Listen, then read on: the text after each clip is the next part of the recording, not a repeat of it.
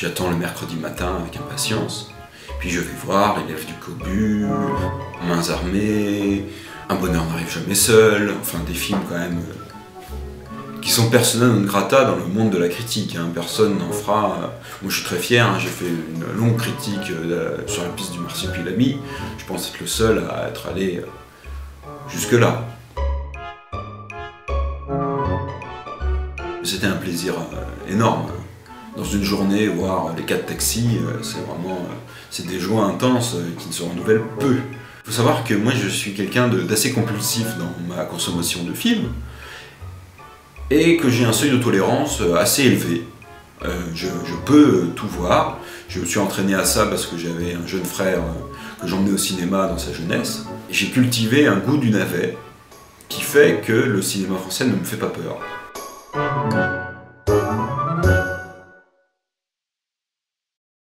Le héros du film français, c'est l'homme de la rue, comme dans le cinéma américain. Le problème, c'est que le héros français, son quotidien n'est pas transcendé. C'est un cinéma, pour la plupart du cas, anxiolytique. C'est-à-dire un cinéma qui fuit le naturalisme comme la peste. Je vais bien, ne t'en fais pas. Le bonheur est dans le pré. Un bonheur n'arrive jamais seul. Tous ces titres sont une méthode couée pour aller mieux. On pense avoir un genre de film français, le film français ou la comédie dramatique. Je me suis rendu compte en voyant un film qui s'appelle Les Enfants du Marais, je me souviens très bien du jour où je l'ai vu, c'était le 9 mars 1999, et je m'étais dit qu'il y avait vraiment plusieurs symptômes récurrents, c'est-à-dire l'ode à la ruralité, le point de vue de l'enfant, le refus de la dramaturgie, le montage de séquences complètement innocentes et qui peut sembler inintéressante, pêche à la grenouille, épluchage de pommes de terre. Donc ce film crée un canon, quelque part. Canon Jean Becker, je ne pense pas. Non, je pense que c'est plus général que ça. Et de ma mémoire jaillissent des films que j'ai vus, Un dimanche à la campagne, La gloire de mon père, Le bonheur est dans le pré. Et tous ces films racontent la même histoire, qui est celle de l'exode rural et l'enfance d'un pays. Le cinéma américain est très marqué par la conquête de l'Ouest. Il en a fait un genre indispensable qui est le western. Nous, notre cinéma raconte aussi l'histoire de notre territoire, à savoir l'époque où on était tous paysans. Il faut se mettre dans la peau d'un producteur et de savoir quel public il a visé et pourquoi il l'a fait. Avant, on avait une très grande salle de cinéma qui jouait le film d'aventure pour toute la famille. Maintenant, on a subdivisé ce grand cinéma en petites salles qui jouent des films pour lesquels on a fait une étude de marketing. Il y a des films sur le coming out qui montrent la vie des homosexuels de façon positive, qui forment donc les films Gay Pride.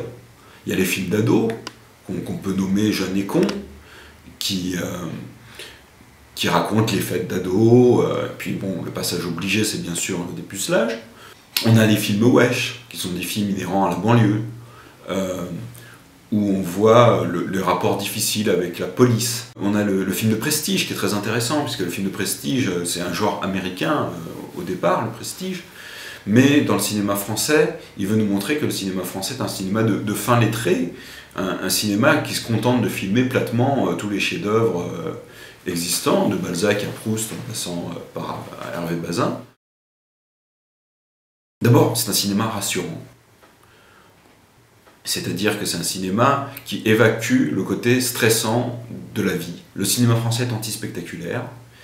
Il enlève tout le côté ténébreux, le côté merveilleux, le côté insolite du cinéma américain pour nous présenter notre vie à nous. Il y a une interconnexion avec le spectateur. Le cinéma français paraît quelque chose de singulier, puisqu'il fait exactement l'inverse du cinéma mondial qui est représenté par le cinéma américain. Et aussi parce qu'il donne des images d'Épinal qui plaisent beaucoup. Alors quand on cherche les grands succès, on pense à The Artist, forcément. Et The Artist est-il encore un film français? Parce que c'est avant tout, avant d'être un film, c'est un pastiche. C'est-à-dire qu'il compile les films américains que notre ami Hazanavicius a vus, il les compile, et il essaye, pas de faire mieux parce qu'il sait que c'est pas possible, mais il essaye de faire un plus ressemblant possible. Ah, il a une très grande originalité, c'est qu'il raconte tout ce qu'on n'a pas envie de savoir. La vie rêvée des Français, transformée en coup de baguette magique en Nouvelle-Éden. Et c'est un cinéma qui est très profond, à mon avis.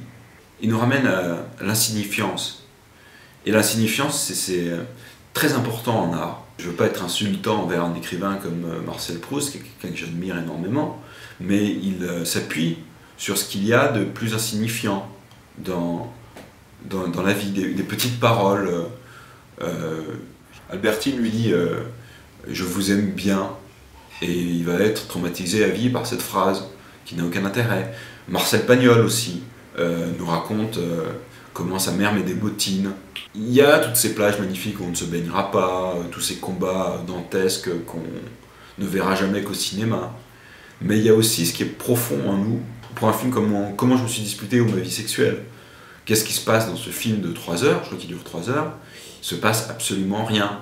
Une poignée de main qui s'éternise, une fille qui va lever sa jupe dans une soirée, un ami qui refuse de vous saluer. Et pourtant, je pense que le film est passionnant. Joué par des stars. Oui, c'est-à-dire des stars de la proximité, qui font les mêmes conneries que les spectateurs, à peu près. Le plus grand cinéaste français, à mon goût, c'est Jean Renoir, et c'est un cinéaste de la sociologie. Le cinéma français s'intéresse à des catégories socio-professionnelles. C'est les traders égocentriques, les enfants feignants, les jeunes des cités sympathiques, les femmes de ménage opiniâtres. Le cinéma français, c'est nous.